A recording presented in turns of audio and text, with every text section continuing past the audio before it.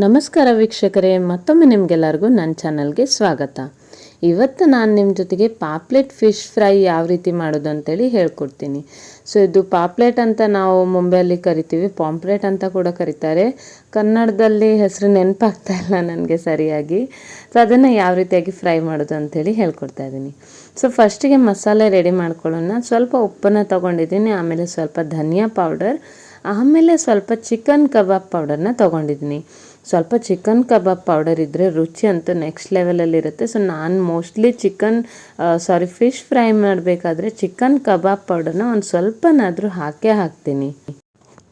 ಇಲ್ಲಿ ಈ ಮಸಾಲದ ಜೊತೆಗೆ ಸ್ವಲ್ಪ ಅರಿಶಿಣ ಪುಡಿ ಹಾಕ್ಕೊಂಡಿದ್ದೀನಿ, ಕಲರ್ ತುಂಬ ಚೆನ್ನಾಗಿರುತ್ತೆ. ಅದ್ರ ಜೊತೆಗೇ ಖಾರದ ಪುಡಿ, ಖಾರ ಎಷ್ಟು ಬೇಕೋ ಅಷ್ಟು. ಫಿಶ್ ಫ್ರೈ ಅಂತಿದ್ದಾಗ ಸ್ವಲ್ಪ ಉಪ್ಪು ಖಾರ ಎಲ್ಲ ಇರಬೇಕು, ಉಪ್ಪು ಖಾರ ಹುಳಿ, ಆವಾಗಲೇ ರುಚಿ ಚೆನ್ನಾಗಿರುತ್ತೆ. ಸೊ ಖಾರದ ಪುಡಿನ ಕೂಡ ತೊಗೊಂಡಿದ್ದೀನಿ.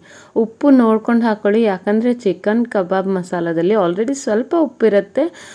ಬಟ್ ನಾನು ಎಷ್ಟು ಬೇಕು ಅಷ್ಟು ಉಪ್ಪು ಹಾಕ್ಕೊಂಡಿದ್ದೀನಿ, ಯಾಕಂದರೆ ನನಗೆ ಸ್ಪೆಷಲಿ ಮೀನು ಫ್ರೈ ಅಂತ ಬಂದಾಗ ನಾವು ಅನ್ನದ ಜೊತೆ ಎಲ್ಲ ಊಟ ಮಾಡ್ತೀವಲ್ವ, ಸೊ ಸ್ವಲ್ಪ ಉಪ್ಪು ಹುಳಿ ಖಾರ ಒಂದು ಸ್ವಲ್ಪ ಜಾಸ್ತಿ ಇರಬೇಕು. ತುಂಬ ಆಗದೆ ಇದ್ದಷ್ಟಲ್ಲ, ಬಟ್ ಒಂದು ಸ್ವಲ್ಪ ಇರುತ್ತೆ ಅದು ಜಾಸ್ತಿ. ಇದರಲ್ಲಿ ಲಿಂಬೆ ಹುಳಿನ ಹಿಂಡ್ಕೊಂಡಿದ್ದೀನಿ ಒಂದು ಸ್ವಲ್ಪ, ಆಮೇಲೆ ಒಂದು ಸ್ವಲ್ಪ ನೀರು ಹಾಕ್ಕೊಂಡ್ಬಿಟ್ಟು ಮಸಾಲೆನ ರೆಡಿ ಮಾಡ್ಕೊಳ್ತಿದ್ದೀನಿ. ಸ್ವಲ್ಪನೇ ನೀರು ಹಾಕ್ಕೊಂಡು ನೀವು ಮಸಾಲೆನ ಈ ರೀತಿಯಾಗಿ ರೆಡಿ ಮಾಡ್ಕೊಳ್ಬೇಕಾಗತ್ತೆ. ಲಿಂಬೆ ಹುಳಿ ಎಷ್ಟು ಬೇಕಷ್ಟು ಹುಳಿನ ಹಾಕ್ಕೊಂಡು ಇವಾಗ ಮಸಾಲೆನ ಇಲ್ಲಿ ಈ ರೀತಿಯಾಗಿ ಪೇಸ್ಟ್ ರೆಡಿ ಮಾಡ್ಕೊಂಡಿದ್ದೀನಿ. ಇವಾಗ ಎಲ್ಲ ಮೀನಿಗೂ ಈ ಮಸಾಲೆನ ಹಾಕ್ಕೊಂಡ್ಬಿಟ್ಟು ಮ್ಯಾರಿನೇಟ್ ಮಾಡೋದಕ್ಕೆ ಬಿಡಬೇಕಾಗತ್ತೆ.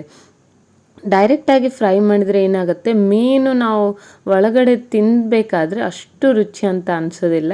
ಸೊ ಫಸ್ಟ್ ಮ್ಯಾರಿನೇಟ್ ಮಾಡಬೇಕಾಗತ್ತೆ. ಶುಂಠಿ ಬೆಳ್ಳುಳ್ಳಿ ಪೇಸ್ಟ್ ಒಂದು ನಾನು ಎಂಡಲ್ಲಿ ಹಾಕ್ತಾಯಿದ್ದೀನಿ. ಸೊ ಅದನ್ನು ಕೂಡ ಹಾಕ್ಕೊಳ್ಳಿ, ಯಾವುದನ್ನು ಮಿಸ್ ಮಾಡ್ಕೊಳ್ಬೇಡಿ. ಈ ಮಸಾಲೆ ಒಂದು ರೆಡಿ ಇದ್ದರೆ ನೀವು ಫಿಶ್ ಆಗಿರ್ಬೋದು, ಇಲ್ಲ ಚಿಕನ್ ಫ್ರೈಗೆ ಕೂಡ ನೀವು ಈ ಮಸಾಲೆ ಹಾಕ್ಕೊಂಡು ಶಾಲೋ ಫ್ರೈ ಮಾಡ್ಕೊಳ್ಬೋದು. ಹಾಗೆ ಪ್ರಾನ್ಸಲ್ಲಿ ಮಸಾಲೆ ಹಾಕಿ ಫ್ರೈ ಮಾಡಿದರೆ ಸಖತ್ ರುಚಿಯಾಗಿರುತ್ತೆ, ಪ್ರಾನ್ಸ್ ಫ್ರೈ ಮಾಡಿಕೊಂಡ್ರು ಕೂಡ. ಸೊ ಫಿಶ್ಶಿಗಂತೂ ನೀವು ಇದನ್ನು ಯಾವುದೇ ಫಿಶಲ್ಲಿ ಕೂಡ ಈ ಮಸಾಲೆ ಹಾಕ್ಕೊಳ್ಬೋದು, ಸಖತ್ ರುಚಿಯಾಗಿರುತ್ತೆ. ಸೊ ನಾನು ಮೋಸ್ಟ್ಲಿ ಯಾವ ಫಿಶ್ ತೊಗೊಂಡು ಬಂದರೂ ಇದೇ ಮಸಾಲೆ ಹಾಕ್ತೀನಿ, ಎಲ್ಲರಿಗೂ ತುಂಬ ಇಷ್ಟ ಆಗುತ್ತೆ ಅನ್ನದ ಜೊತೆ ತಿನ್ನೋದಕ್ಕೆ. ಇವಾಗ ನಾನು ಎಲ್ಲ ಮೀನಿಗೂ ಈ ಮಸಾಲೆನ ಎಲ್ಲ ಫುಲ್ ಕವರ್ ಮಾಡಿ ಮ್ಯಾರಿನೇಟ್ ಮಾಡಿ ಇಟ್ಕೊಳ್ತೀನಿ. ಅಟ್ಲೀಸ್ಟ್ ಟೈಮ್ ಇಲ್ಲ ಅಂದರೆ ಒಂದು ಅರ್ಧ ಗಂಟೆನಾದರೂ ಇಟ್ಕೊಳ್ಳಿ. ಸೊ ಮೀನೆಲ್ಲ ಸ್ವಲ್ಪ ಉಪ್ಪು ಖಾರ ಹುಳಿ ಎಲ್ಲ ಹೀರ್ಕೊಂಡು ಬಿಡುತ್ತೆ. ಸೊ ಆವಾಗ ಫ್ರೈ ಮಾಡಿದರೆ ರುಚಿ ಚೆನ್ನಾಗಿರುತ್ತೆ. ಒಂದು ವೇಳೆ ನಿಮ್ಗೆ ಟೈಮ್ ಇದ್ದರೆ ಮಧ್ಯಾಹ್ನದ ಊಟಕ್ಕೆ ಮಾಡೋದಾದರೆ ನೀವು ಬೆಳಿಗ್ಗೆನೇ ತಂದಿದ್ರೆ ಒಂದು 10-11 ಗಂಟೆ ಆಗಿ ರೆಡಿ ಮಾಡ್ಕೊಳ್ಳಿ ಮಸಾಲೆ ಎಲ್ಲ ಹಾಕಿ. ಮತ್ತು ಈ ಮಸಾಲೆ ಉಳಿದ್ರೆ ಅದಕ್ಕೆ ಸ್ವಲ್ಪ ರವೆ ಮಿಕ್ಸ್ ಮಾಡಿ ಹಾಗೆ ಫ್ರೈ ಮಾಡಿದ್ರೆ ಅದಂತೂ ನನಗಿನ್ನೂ ಇಷ್ಟ ಆಗುತ್ತೆ. ಯಾರೆಲ್ಲ ಈ ರೀತಿ ಮಾಡ್ತೀರಾ ಅಂತ ಹೇಳಿ, ಉಳಿದಿರೋ ಮಸಾಲೆಗೆ ರವೆ ಹಾಕಿ ಡೈರೆಕ್ಟಾಗಿ ಹಂಚಲ್ಲಿ ಫ್ರೈ ಮಾಡೋದು. ಸೊ ಇಲ್ಲಿ ಪಾಪ್ಲೆಟಿಗೆ ಎಲ್ಲ ಮಸಾಲೆ ಹಾಕ್ತಾಯಿದ್ದೀನಿ. ಪಾಪ್ಲೆಟ್ ಮೀನು ತುಂಬ ಕಾಸ್ಟ್ಲಿ, ಮುಂಬೈಯಲ್ಲಂತೂ ಇದು ತುಂಬಾ ಕಾಸ್ಟ್ಲಿ ಸಿಗುತ್ತೆ. ಇದು ದೊಡ್ಡ ಫಿಶ್ ಆದರೆ ಇನ್ನೂ ಕಾಸ್ಟ್ಲಿ. ಐ ಥಿಂಕ್ ಇದೇನೋ 500 ರುಪೀಸ್ಗೆ 4 or 5 ಏನೋ ಕೊಟ್ಟಿದ್ರು ಅಂತ ಅನಿಸುತ್ತೆ. ಅಂದರೆ ಅಷ್ಟು ಕಾಸ್ಟ್ಲಿ ಇರುತ್ತೆ ಪಾಪ್ಲೆಟ್. ಇದೆಲ್ಲದಕ್ಕಿಂತ ನನಗೆ ಬಂಗಡೆ ಮೀನು ಅಂದರೆ ತುಂಬ ಇಷ್ಟ ಆಗುತ್ತೆ.